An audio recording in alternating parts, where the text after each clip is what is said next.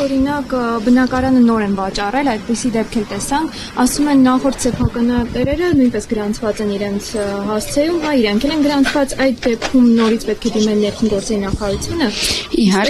Իհարկե, սեփականատերը նախորդը թե ապագան մնում են հաշվառված այնքան ժամանակ, մինչև դիմում չեն ներկայացնում։ Մենք ավտոմատ ոչ արքու վաճառքի հիման վրա ենք փոփոխություն անում, ոչ ցանկությունների, ոչ էլ նույնիսկ փաստացի բնակության։ Այսինքն սա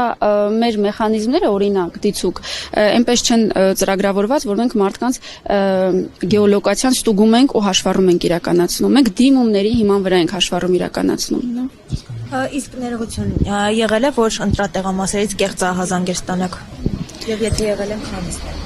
Եթե դուք այս դեպքերը, որոնք ես պարզաբանում եմ, համարում եք կեղծահազանգ, ապա այո, նշեցի, մինչև 10-ն է, նկատի ունեմ, երբ անձը ասում է ընտրակեղծիք է տեղի ունեցել, բայց խոսքը բնականon հաշվառման մասին է, եթե սա համարենք կեղծահազանգ, ապա այո, մի քանիսը եղել են, բայց